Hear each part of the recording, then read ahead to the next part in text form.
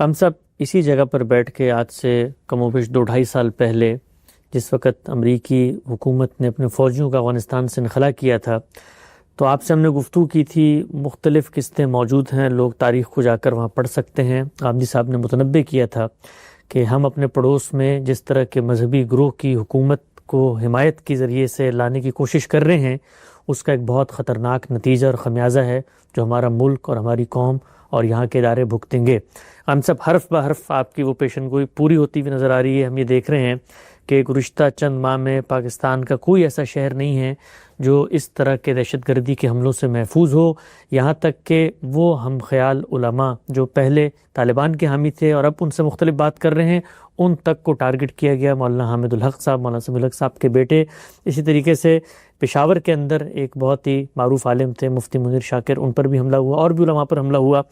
پوچھنا میں آپ سے بھی چاہتا ہوں، آپ نے یہ متنبع کیا بار بار اور قوم کو بھی، اداروں کو بھی بتایا کہ یہ ایک بہت ہی مہلک ٹائم بوم کی اصطلاح غامدی صاحب نے استعمال کی تھی، جس کو ہم نے اپنے پڑوس میں رکھ دیا ہے اور یہ پھٹے گا اور اس کے اثرات ہم محسوس کریں گے. پوچھنا میں آپ سے چاہتا ہوں، کیسے تجزیہ کیا تھا آپ نے؟ کیا گمان تھا آپ کا؟ کیا خیال تھا کہ یہ کچھ ہونے جا رہا ہے؟ کچھ اس کے پیچھے سائنس تھی، منطق تھی، یا محض آپ کا ایک خیال تھا کہ یہ ہو جائے گا؟ بڑی سادہ سی بات ہے. وہ لوگ جن کی مدد کی جا رہی تھی یا جن کے ذریعے سے افغانستان میں تبدیلی لانے کی کوشش کی جا رہی تھی، وہ کسی نسلی بنیاد پر یا کسی قومی جذبے سے اس کے لیے متحرک نہیں ہوئے تھے. اس میں اصلی جذبہ، اصلی فکر مذہب کا جذبہ اور مذہب کا فکر تھا. مذہب کا جذبہ اور مذہب کا فکر اپنی ایک منطق رکھتا ہے. فکری لحاظ سے جب آپ ایک مقدمہ قائم کر لیتے ہیں تو اس مقدمے کی پھر کوئی حدود نہیں ہوتے. وہ اگر ایک عالمگیر صداقت کے طور پر قبول کیا گیا ہے تو اس کے اثرات بھی عالمگیر ہوں گے. اس میں اگر کسی چیز کو ناجائز قرار دیا گیا ہے تو ناجائز قرار دینے کا کیا قاعدہ ہے، وہ قاعدہ جہاں جہاں اس کا اطلاق ہوگا مؤثر ہو جائے گا. یہ ایک سادہ بات ہے، یعنی اس میں نہ کوئی مستقبل کا علم چھپا ہوا ہے، نہ اس میں کسی الہام کا دعویٰ کیا گیا ہے. چونکہ ایک فکری بنیاد ساری حرکت کا باعث بن رہی ہے، تو وہ فکری بنیاد کیا ہے؟ اس فکری بنیاد کو میں بھی جانتا ہوں، اسے آپ بھی جانتے ہیں، ہر وہ شخص جانتا ہے جس نے مذہب کا مطالعہ کیا ہے، علمی طریقے سے مطالعہ کیا ہے. وہ فکری بنیاد یہ ہے کہ ہمیں دنیا میں اللہ کے دین کا غلبہ قائم کرنا ہے اور اللہ کی شریعت کو نافذ کرنا ہے. یہ ہماری دینی اور اخلاقی ذمہ داری ہے. اس کو اگر آپ بنائے استدلال بنا کے کچھ لوگوں سے کہیں گے کہ آؤ یہ کام افغانستان میں کرتے ہیں، تو افغانستان میں جب وہ کامیاب ہو جائیں گے تو باقی دنیا کو کیوں معاف رکھیں گے؟ اس کا لازمی نتیجہ یہی ہونا چاہیے. چنانچہ اس زمانے ہی میں جس طرح سے طالبان کے بعض گروہ وہاں منظم تھے، اسی طرح سے طالبان کی تحریک پاکستان میں بھی منظم ہو گئی تھی. اور پاکستان میں بھی وہ یہی سمجھتے تھے کہ بظاہر تو دونوں جگہوں میں کوئی فرق نہیں ہے. اگر وہاں امریکہ کے زیر اثر کوئی حکومتیں قائم ہو رہی ہیں تو یہاں پر بھی اسی طرح کے اثرات موجود ہیں. اگر وہاں کی افواج قومی مقاصد کے لیے منظم کی جا رہی ہیں تو یہاں کی افواج کا معاملہ ہی وہی ہے. ان کے خیال کے مطابق اگر وہاں اس درجے میں دین کا نفاذ نہیں ہوا یا شریعت کا نفاذ نہیں ہوا جو وہ سمجھتے ہیں کہ ہونا چاہیے، تو وہ پاکستان میں بھی نہیں ہے. تو جب اس مقدمے کو آپ لے کر اٹھیں گے تو یہ کیسے ہو سکتا ہے کہ لوگ اپنی جانیں دینے کے لیے تیار ہو جائیں اور کسی مقدمے، کسی فکر، کسی استدلال کی بنیاد پر تیار ہو جائیں اور وہ ایک جگہ تک محدود ہوں؟ وہ تو جہاں مواقع پائیں گے اس چیز کو عام کرنے کی صحیح کریں گے. یعنی اگر تو کوئی انقلاب قومی بنیاد پر آیا ہے، آپ نے یہ کہا کہ مثال کے طور پر کشمیر کا علاقہ ہمارا علاقہ ہے، اس میں ہماری حکومت ہونی چاہیے، تو یہ قومی یا علاقائی بنیاد ہے. سعودی عرب میں بھی آیا تھا اسی طریقے سے جیسے سعودی عرب میں ایک اقدام کیا گیا، یا ایران میں مثال کے طور پر ایک اقدام ہوا تو ہر اقدام اپنا ایک ریشنل بیان کرے گا. اگر وہ قومی سطح تک محدود ہے تو آپ کہہ سکتے ہیں کہ اس کے اثرات بھی وہیں تک رہیں گے، لیکن اگر اس کی بنائے استدلال قومی نہیں ہے، لسانی نہیں ہے، علاقائی نہیں ہے، جغرافی نہیں ہے، تو پھر جو بنائے استدلال ہوگی وہ جہاں پائی جائے گی وہاں تک حکم جائے گا. یہ بالکل وہی بات ہے جو ہمارے ہاں دین کے فہم میں کہی جاتی ہے کہ ان الحکم یدور مع اللہ وجودا وعدما، یعنی اللہ تعالیٰ جب کوئی حکم دیتے ہیں تو وہ کسی ریشنل، کسی علت پر مبنی ہوتا ہے. وہ علت جہاں پائی جائے گی، وہ ریشنل جہاں موجود ہوگا، اس حکم کا اطلاق بھی ہوگا. تو میرے نزدیک تو یہ بالکل ایک نوشتہ دیوار کی طرح کی چیز تھی. میں اس کو پڑھ رہا تھا، مجھے معلوم تھا کہ یہی ہونا ہے، یہی ہوگا. چنانچہ میں نے اس پر لکھا بھی ہے، میری کتاب مقامات میں ہے، کہ اگر آج آپ اس بنائے استدلال کو ختم نہیں کریں گے تو آخر میں پھر اس طرح کی چیزوں کا علاج یہی ہوتا ہے کہ لڑنے مرنے ہی سے ختم ہوتی ہیں. اور لڑنے مرنے کے نتائج کیا ہوں گے؟ وہ قوت کے تناسب پر نکل آتے ہیں. آپ کے پاس قوت زیادہ ہوگی آپ کامیاب ہو جائیں گے، دوسرے کے پاس زیادہ ہوگی وہ کامیاب ہو جائے گا. اس لیے کہ جب قوت کا مقابلہ ہوتا ہے تو اس میں تو قوت کا تناسب ہی اصلاً فیصلہ کن ہوتا ہے. لیکن بنائے استدلال کیا ہے؟ افغانستان میں جو لوگ لڑنے کے لیے گئے ان کی بنائے استدلال اگر افغانستان کے علاقے تک محدود تھی تو پھر آپ توقع کر سکتے تھے کہ وہ وہاں سے نہیں نکلیں گے. اور اگر ایسا نہیں ہے تو یہ کیسے ہو سکتا ہے کہ نفاذ شریعت کا مقدمہ ہو اور آپ یہ کہیں کہ نفاذ شریعت تو اللہ کا صرف افغانستان کی حد تک مطالبہ ہے. وہ مطالبہ جہاں جہاں پہنچے گا وہاں اس کے اثرات بھی ہوں گے اور وہاں وہ دعوت بھی اپنے لیے برگزار تلاش کرے گی. یہ ناگزیر تقاضا ہے. اس ناگزیر نتیجوں کو میں نے بیان کر دیا تھا. اچھا ہم سب یہ جو ہمارے مثال کے طور پر ریاست کے کارپرداز ہیں، ادارے ہیں، وہ اس سے پہلے معاملے کو ایسے دیکھ رہے تھے کہ بھئی گڈ طالبان اور بیڈ طالبان پاکستان کے اندر جو تھے ان کو وہ روکتے تھے اور افغانستان کی حد تک آنکھیں بند کی ہوئی تھیں، اور وہاں پر پھر ظاہری بات فتح ہوئی. تو ہمارا یہ خیال تھا کہ افغانستان وہ خطہ ہے جہاں پر عالمی قوتیں اپنے مختلف پراکسی کھیل کے پاکستان کو نقصان نہ پہنچائیں، اس لیے ہماری حمایت یافتہ وہاں پہ حکومت ہونی چاہیے. لیکن جو تخمینے تھے، جو اندازے تھے، جو تائید اور نصرت کی تاریخ تھی، اس سے تو بڑا مختلف نتیجہ نکلا کہ وہ لوگ جن کو ہم اپنا محسن سمجھتے تھے بالکل ہی نظریں پھیر لیں. اور پاکستان تاریخ میں پہلی دفعہ اقوام متحدہ میں طالبان کے خلاف مقدمہ لے کر گیا ہے کہ وہاں پر دہشت گردی کی پناہ گاہیں ہیں. پوچھنا میں آپ سے چاہتا ہوں کہ جو وہاں پر لوگ بیٹھے ہوئے ہیں آخر وہ بھی تو سوچتے ہوں گے کہ ہمیں ایک حکومت مل گئی ہے تو اب ہم اپنی جو بھی شریعت نافذ کرنی ہے اپنے علاقے میں کریں، اور جو ہمارے محسنین تھے انہوں نے ہم سے نظریں کیسے پھیر لیں ہم سے؟ یہ جہاں سے آپ نے بات اٹھائی ہے وہ مقدمہ ہی صحیح نہیں ہے. یعنی نہ کوئی برے طالبان تھے نہ اچھے طالبان تھے، سب ایک ہی طرح کے طالبان تھے. یہاں کے لوگ ان کی مدد کر رہے تھے، وہ ان کی مدد کر رہے تھے. خود یہ کہتے تھے کہ ہم لوگ تو اسی قیادت کے تحت یہ جدوجہد کر رہے ہیں. تو یہ کوئی دو گروہ نہیں تھے، یہ ایک ہی گروہ تھا. اس کا فلسفہ بھی ایک تھا، اس کی تعبیر بھی ایک تھی، اس کا استدلال بھی ایک ہی تھا. وہ ایک دوسرے کے دست و بازو بنے ہوئے تھے. اور یہاں کی طالبان تحریک نے وہاں کے لوگوں کی بے پناہ مدد کی ہے. یہ کیسے ہو سکتا تھا کہ وہ ان سے آنکھیں چرا لیں؟ جہاں تک پاکستان کا یا پاکستان کی حکومت کا تعلق ہے تو وہ ایسے احمق نہیں ہیں. وہ اس وقت بھی یہ جانتے تھے کہ یہ لوگ اپنے مفاد میں ہماری مدد کر رہے ہیں. اس طرح کی مدد کسی بھی گروہ کو ملے گی تو وہ ضرور اسے قبول کرے گا. یہ دیکھا ہوگا آپ نے کہ بہت سے لوگ جب ابتلا میں مبتلا ہوئے تو انہوں نے جا کر ہندوستان سے بھی مدد حاصل کر لی. نظریاتی تحریکیں تو یہ دیکھتی ہیں کہ ان کو اپنے نظریے کو کامیاب کرنا ہے، اس کے لیے انہیں کہاں سے مدد ملتی ہے. اگر کوئی فاسق و فاجر بھی ان کی تائید کر دیتا ہے، کوئی کافر و مشرک بھی ان کی تائید کر دیتا ہے تو وہ یہ سمجھتے ہیں کہ اللہ کی عنایت ہوئی ہے، انہیں اس کا موقع مل گیا ہے. چنانچہ اس بنیاد پر میں نہیں سمجھتا کہ ان کے بارے میں یہ کہنا چاہیے کہ انہوں نے نظریں پھیر لیں یا انہوں نے احسان فراموشی کی ہے. وہ سمجھتے ہیں کہ پاکستان نے اپنے مفاد میں مدد کی تھی، ان کا مفاد ان کو حاصل ہو گیا، ہمارا نظریہ ہماری جگہ موجود ہے. تو ان کے زاویے سے اگر آپ دیکھیں تو انہوں نے اس طرح کا کوئی معاملہ نہیں کیا. وہ بالکل ٹھیک اسی اصول پر کھڑے ہیں جس اصول پر وہ اس سے پہلے اپنی جانیں دے رہے تھے. یعنی میں ان کے نظریے سے اختلاف کرتا ہوں، میں ان کے طریقے سے اختلاف کرتا ہوں، لیکن میں اس طرح کا کوئی الزام ان پر نہیں لگا سکتا۔ انہوں نے جو مقدمہ قائم کیا ہے اس کے لازمی فکری منطقی نتائج ہیں جو ہم اب دیکھ رہے ہیں، یعنی یہ ہماری غلطی ہے۔ اگر ہم نے اس معاملے میں غلط رائے قائم کی ہے تو ہمیں اپنا سر پیٹنا چاہیے۔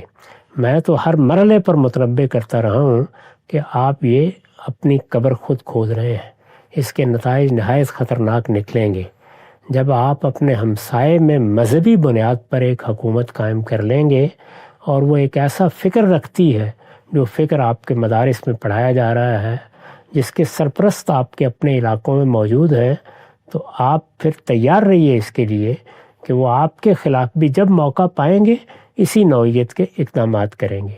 یہ بات بھی ہم جانتے تھے کہ افغانستان نے کبھی اس سرحد کو قبول نہیں کیا جسے ہم پاکستان اور افغانستان کے درمیان ڈیورنڈ لائن کے نام سے اپنی سرحد سمجھتے ہیں، وہ اس کو قبول ہی نہیں کرتے۔ خود تاریخی لحاظ سے بھی اس پہ بڑی بحثیں موجود ہیں، کون سا علاقہ افغانستان کا علاقہ ہے، کون سا علاقہ ہندوستان کا علاقہ ہے۔ یہ خطہ اپنے علاقے بھی تاریخ میں تبدیل کرتا رہا ہے، تو اس میں نہ تو قومی نہ جغرافی بنیاد پر کوئی استدلال کیا جا سکتا تھا۔ اگر یہاں مذہبی بنیاد پر کوئی جدوجہد ہوگی تو وہ سرحدیں نہیں دیکھے گی، وہ جہاں مواقع پائے گی۔ یعنی اگر آپ یہ کہتے ہیں کہ وہ کسی دوسرے ملک کے خلاف تو ایسی طاقت نہیں کر رہے، تو اس کی بھی وجوہ ہے، یعنی موقع کہاں ہے، ہم کہاں آگے بڑھ سکتے ہیں۔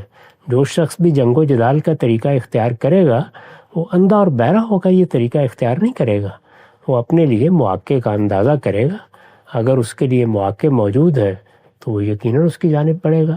اب اگر وہاں کے لوگ ان کو روکیں گے بھی، جو یہاں سے طالبان گئے ہوئے ہیں، تو یہ اتنا آسان نہیں ہے کہ وہ رک جائیں۔ اس کے لیے بڑی محنت کی ضرورت ہوگی، اور جو کچھ بھی یہاں ریشنل موجود ہے یا جو بنیادیں موجود ہے یا جو علم موجود ہے، ان میں سے ایک ایک کو لے کر اس کا تجزیہ کر کے جب تک آپ اس کا کوئی علاج نہیں سوچیں گے کچھ نہیں ہو سکتا، کیونکہ منطق بے رحم ہوتی ہے۔ یہ بات ہی غلط تھی بالکل۔ افغانستان میں کسی شخص بے گناہ کو مارنا جائز ہے، پاکستان میں ناجائز ہے، یہ کیسے ہو سکتا ہے؟ افغانستان کی افواج کے خلاف اقدام کرنا جائز ہے، یہاں کی افواج کے خلاف اقدام کرنا ناجائز ہے، یہ کیسے ہو سکتا ہے؟ یعنی آپ کسی آدمی کو جب مذہب کی بنیاد پر یا فکر کی بنیاد پر یا منطق کی بنیاد پر قائل کریں گے تو وہ تو پوچھے گا کہ دونوں میں یا تو آپ بتائیے فرق کیا ہے، دونوں میں کوئی فرق نہیں ہے۔ وہاں پر جو دستور بنایا گیا تھا وہ ہمارے ملک کے دستور سے زیادہ اسلامی ہے، ابھی کسی وقت اس کا تقابل کر کے دیکھ لیجیے۔ وہ ہماری مذہبی اور ہماری ملی روایت کے زیادہ قریب ہے جو اس وہاں منایا گیا تھا۔ انتخابات وہاں بھی ہوئے، انتخابات یہاں بھی ہوتے ہیں۔ ان انتخابات کے بارے میں بھی لوگ کہتے ہیں کہ وہ منصفانہ نہیں ہوئے، یہاں کے انتخابات کے بارے میں بھی ایسی باتیں کہی جا سکتی ہیں۔ تو یہ جتنی چیزیں ہیں ان کے ہاں کوئی بات بھی ایسی نہیں جس کو آپ محکم بنیاد کہہ کے پیش کر سکیں۔ جب ایسا نہیں ہے تو پھر یہی ہونا تھا۔ اچھا ہم سب، مجھے یاد ہے کہ جس وقت طالبان کو یہاں پر بظاہر ایک طرح کی کامیابی ملی اور انہوں نے حکومت پھر سنبھال لی، ہم نے آپ سے گفتگو کی اس موضوع پر، بلکہ آپ نے ایک لاہعمل ایک رول ماڈل بھی دیا تھا کہ اپنے مذہبی نظریات کو مانتے ہوئے قبائلی طرز کی اگر ایک اچھی حکومت ایران کی طرح کی قائم کر لی جائے، جہاں پر کچھ نہ کچھ وہ جو منارکی ہے یا پاپائیت ہے مذہبی وہ بھی قائم ہے، اور کچھ جو دنیا کے معلوم تقاضے ہیں ان کے ساتھ بھی ہم آہنگ ہو جاتی ہے، تب بھی یہ معاملہ چل سکتا ہے۔ مجھے یاد ہے کہ اس وقت جب ہم نے آپ سے گفتگو کی تو پاکستان کے جو مذہبی گروہ ہیں، مذہبی علماء ہیں، انہوں نے بڑی شدید تنقید کی اور یہ کہا کہ یہ اتنا بڑا موقع ملا ہے مسلمانوں کو، اور عالمی سامراج دوسری جنگ عظیم کے بعد پہلی دفعہ اتنی بڑی ایک طرح کی فتح ہمیں مل گئی ہے۔ اب جب ایک اور چیز جو میں چاہتا ہوں اس موقع پہ ڈسکس کریں، وہ جو ایک فتح کے شادیانے بجائے جا رہے تھے، اب جو صورتحال سامنے آ رہی ہے اس میں تو باتیں یہ ہیں کہ خود طالبان عالمی برادری کے ساتھ معاملہ کر رہے ہیں، بہت سارے معاہدات انہوں نے کیے ہوئے تھے، اب امریکہ وہاں پر دوبارہ سے اپنی بیسیں لینے کے لیے آ رہا ہے، تو وہ جو مسلمانوں کو ایک پورا کا پورا شاہکار نظر آیا تھا فتح کا، جیسے ہم نے پوری دنیا کو شکست دے دی ہے، وہ اندر کی کہانی تو کچھ اور نظر آ رہی ہے۔ اپنی قوم کو فتح کیا گیا تھا، یعنی افغانستان کے لوگ مسلمان ہیں، افغانستان مسلمانوں کا ملک ہے، صدیوں سے مسلمانوں کا ملک ہے، اس کو فتح کیا گیا تھا۔ یہ ایسے ہی ایسے ہماری فوج کبھی کبھی اپنا ملک فتح کر لیا کرتی ہے، تو ایسی فتوحات کے اوپر جو لوگ خراج تحسین پیش کرتے ہیں ان سے ہمدردی کرنی چاہیے۔ ٹھیک، اچھا ہم صاحب، اس وقت علماء خود اس عتاب کی زد میں ہیں۔ ہم نے دیکھا کہ اکوڑا خٹک کا وہ مدرسہ کہ جہاں سے خود طالبان کی تحریک ابھری تھی، اسی مدرسے کے اندر آ کے خودکش دھماکے ہو رہے ہیں، وہی اساتذہ، وہی علماء جن کو انہوں نے وہ سبق پڑھایا تھا. تو یہ چیز بہت بڑا ایک طرح کا ڈرامہ ہے خود علماء کے لیے کہ ہم تو یہ توقع نہیں کر رہے تھے کہ ہم جیسے لوگوں کو جو ان کے محسنین ہیں وہ ان کے قتل کے در پہ ہو جائیں گے. تو یہ بروٹیلٹی کیسے پیدا ہو گئی ان کے اندر؟ بہت سادہ بات ہے. یعنی جن لوگوں نے یہ فکر ان کو دیا تھا کہ نفاذ شریعت کے لیے یہ اقدام کرنا چاہیے، اس کے لیے منظم ہو کر جدوجہد کرنی چاہیے، یہ جمہوریت اور اس طرح کی چیزیں یہ تو محض کفر ہیں. ان کی کیا حقیقت ہے؟ اصل چیز یہ ہے کہ قوت بازو سے خدا کے دین کا غلبہ قائم کر دیا جائے. یہ سبق دیا تھا. اب جب وہ یہ کہتے ہیں کہ پاکستان میں تم یہ نہیں کر سکتے یا پاکستان میں یہ کرنا ناجائز ہے، تو یہ بات ان کی سمجھ میں نہیں آتی. میں نے عرض کیا ہے کہ جو منطق، جو بنائے استدلال آپ قائم کریں گے، جو ریشنل آپ بتائیں گے، تو انسانی عقل اس کا اطلاق کرے گی دوسری جگہوں کے اوپر بھی. وہ فرق بتائیے نا کیا ہے. وہ فرق ان کے لیے سمجھنا کم و بیش ناممکن ہے. یعنی وہ یہ سمجھتے ہیں کہ ہم نے اپنا مقصد ایک جگہ حاصل کر لیا ہے، ایک قوم، ہماری اپنی ایک قوم ہم نے فتح کر لی ہے.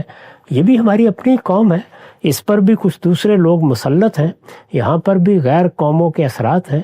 بڑی طاقتوں نے یہاں کی قوتوں کو بھی اعلی کار بنایا ہوا ہے، ان کو بھی ہمیں اس سے نجات دلانی ہے. تو وہاں پر بھی وہ بڑی قوتوں کے اثرات سے لڑ رہے تھے، یہاں پر بھی لڑنے کے لیے تیار ہیں. ان کا مقدمہ یہ ہے. اب جب تک آپ اس مقدمے کے بنیادی چیزوں کو ہدف بنا کے اس کی غلطی واضح نہیں کریں گے، اور یہ ان پر واضح اللہ کرے کہ ہو جائے، اس وقت تک آپ اس کو نہیں روک سکتے. اور جب آپ کسی چیز کو منطق اور استدلال سے نہیں روک سکتے تو پھر قوت سے روکیں گے. قوت تو پھر ظاہر ہے کہ قوت کے تناسب سے فیصلہ کن ہوتی ہے. تو آپ زیادہ سے یہ کہہ سکتے ہیں کہ اللہ کا شکر ہے ہماری فوج بہت منظم ہے، بڑی تعداد میں ہے، ہم نے اس پر بہت خرچ بھی کیا ہے، تو انشاءاللہ وہ روکنے میں کامیاب ہو جائے گی، یہ کہہ سکتے ہیں. لیکن منطقی استدلال تو سر تسر ایک ہی ہے. وہ وہاں بھی وہی تھا، وہ یہاں بھی وہی ہے. تو جب آپ وہاں اس منطقی استدلال کو قبول کریں گے تو یہاں پر بھی وہ اسی طریقے کی تحریک پیدا کرے گا، اسی طرح کا جذبہ پیدا کرے گا.